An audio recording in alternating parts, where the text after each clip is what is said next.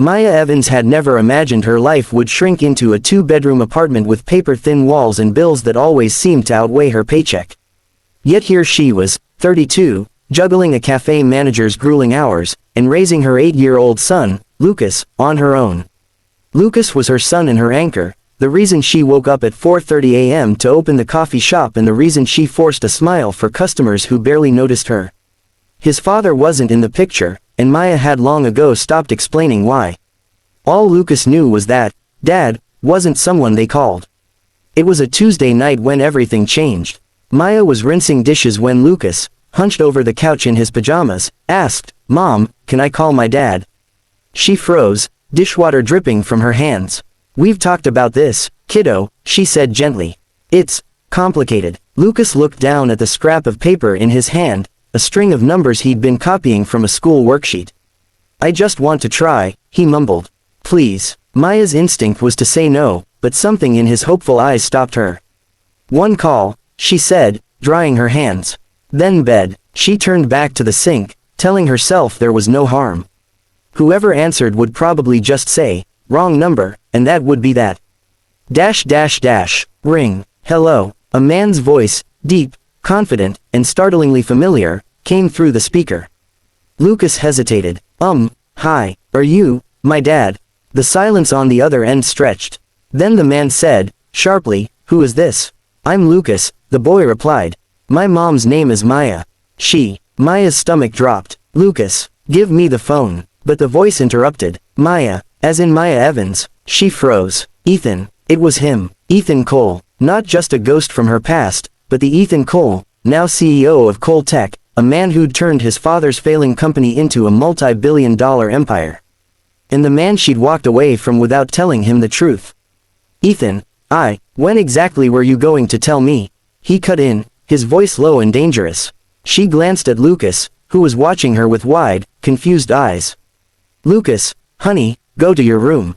Now. But, please." Her tone left no room for argument. He obeyed reluctantly, clutching his sketchbook as he disappeared down the hall.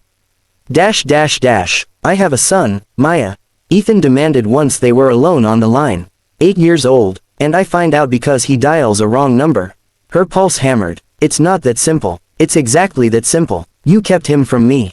"You don't understand," she said, her voice trembling.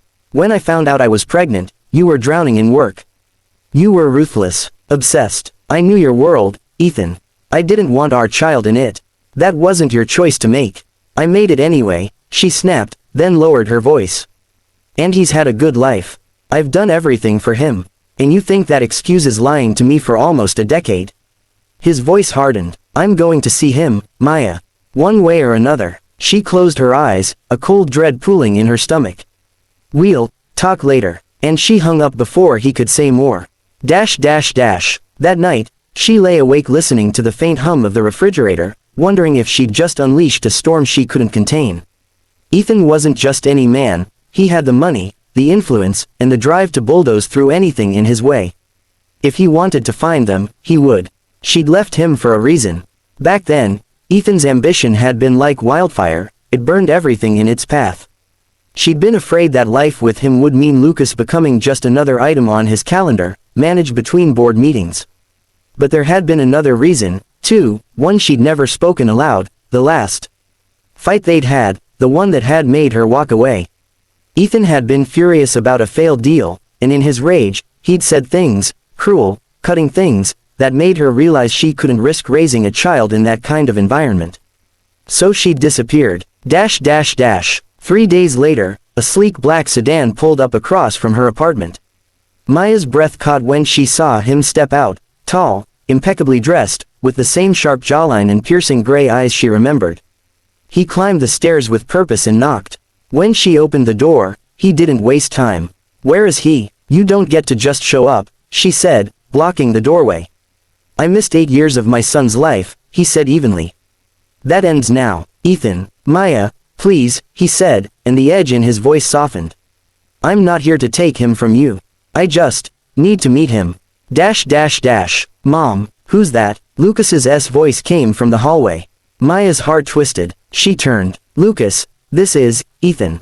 Your father." Lucas blinked, unsure, then stepped forward slowly. Ethan crouched so they were eye level. "Hi, Lucas. I've wanted to meet you for a very long time." Lucas tilted his head. "You don't look like a superhero." A faint smile crossed Ethan's lips. "Well, I guess I'll have to prove myself." They sat at the kitchen table, the air thick with unspoken things. Ethan asked Lucas about school, about his favorite subjects, about the stack of drawings piled beside him. "This one's Captain Fix-It," Lucas said, holding up a crayon drawing of a caped man repairing a broken bridge. Ethan glanced at Maya. "Sounds like someone I'd like to be." She looked away. When Lucas went to his room, Ethan's gaze sharpened again. "Why didn't you tell me?" She told him, about the endless nights he'd spent at the office, the way his temper had scared her that last time, the fear that Lucas would grow up feeling like an afterthought. "That was years ago," he said. "And I couldn't gamble on you changing," she replied. "I had to protect him." "I'm not that man anymore," Ethan said quietly.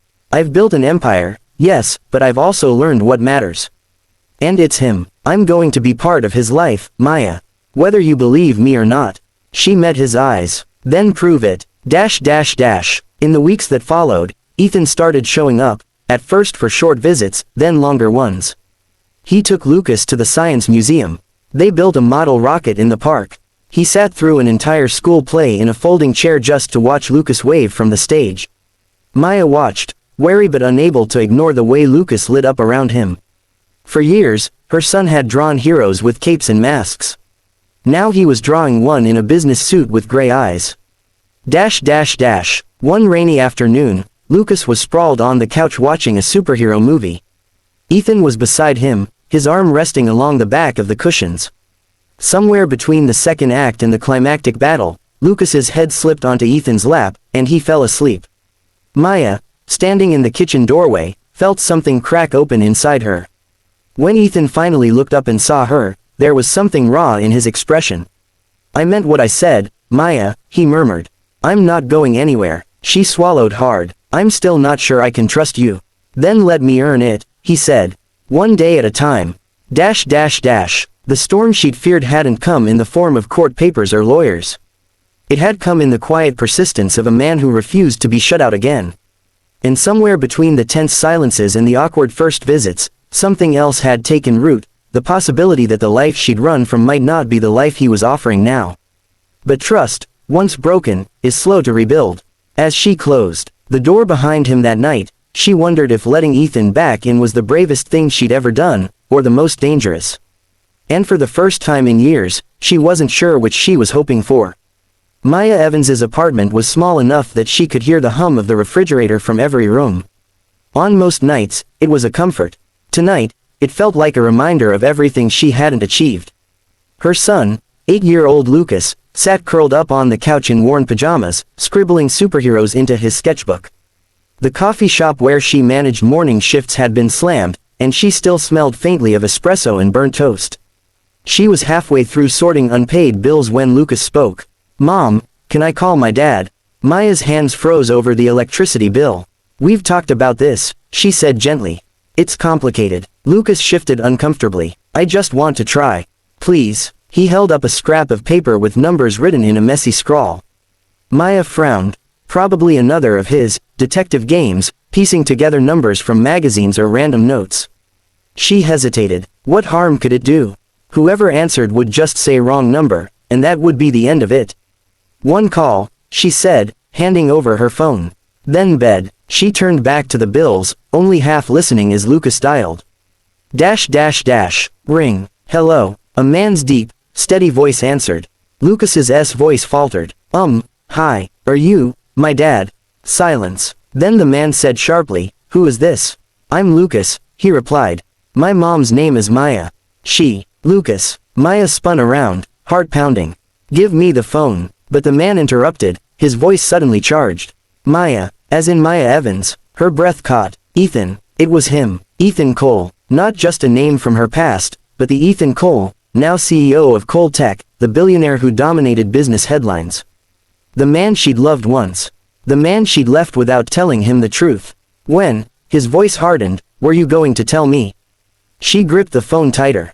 "This isn't. I have a son, Maya. 8 years old, And I find out because he calls a wrong number. Lucas stared at her, confused. Mom, who is that? Lucas, go to your room. Her tone was firm, but, now, he obeyed reluctantly, clutching his sketchbook to his chest. Back on the line, Ethan's voice was like steel. You've kept him from me for nearly a decade. I had my reasons, she said, her throat tight. Your life was, she stopped. It wasn't safe for him. That wasn't your choice to make. I made it anyway, she said sharply. And he's had a good life. Maya, I'm going to see him. You can agree to it, or I'll make it happen. Her pulse quickened. She knew Ethan. When he wanted something, he got it. And right now, he wanted their son. Think about it, she said, and hung up before she lost her nerve. That night, she lay awake, replaying their last months together. The long nights at his office. The ruthless business deals. That last fight, his temper sharp as glass, and her sudden, absolute certainty that she couldn't raise a child in his world. She'd been sure she was doing the right thing. Until now. Part 2, the meeting. 3 days later, Maya spotted a sleek black sedan parked across the street. Her heart sank. There was a knock. She opened the door to find him, taller than she remembered, his tailored suit immaculate, gray eyes locked on hers. Where is he? Ethan said. You can't just. I missed 8 years, he said, voice low but unyielding. That ends now. Ethan, Maya, please. The sharpness softened, replaced by something raw. I just want to meet him. Mom, who's that? Lucas's voice came from the hallway. Maya's chest tightened. Lucas, this is Ethan. Your father. Lucas's eyes widened. He stepped forward slowly. Ethan crouched to meet him. Hi, Lucas. I've wanted to meet you for a long time. You don't look like a superhero, Lucas said cautiously. Ethan smiled faintly. Then I guess I'll have to prove myself. They sat at the kitchen table, the air thick with unspoken history. Ethan asked about school, about Lucas's favorite subjects. Lucas brought out his drawings, flipping to one of a caped figure repairing a broken bridge. This is Captain Fix-It, Lucas explained. Ethan's gaze flicked to Maya. Sounds like someone I'd like to be. When Lucas went to his room, Ethan's expression hardened again. Why didn't you tell me? Maya's voice was quiet but firm. Because when I left, you were consumed by work. Your world was ruthless. I didn't want our child in it. I'm not that man anymore, he said. I'm going to be part of his life. I'm not asking. She met his eyes. Then prove you've changed. Over the next weeks, Ethan did just that. He picked Lucas up from school. They visited the science museum. They built a rocket and launched it in the park. Slowly, Lucas began to lean on him, laughing more freely, asking when his dad was coming over again. One rainy afternoon, Maya found them on the couch, watching an old superhero movie. Lucas had fallen asleep with his head in Ethan's lap. Ethan looked up, something vulnerable in his eyes. I meant what I said. I'm not going anywhere. I'm still not sure I can trust you, she admitted. Then let me earn it, he said. One day at a time. The man she'd feared would bulldoze through her life wasn't here to take, not yet, anyway. But he was here to stay. And for the first time in years, Maya wondered if letting him back in might not destroy them, but save them.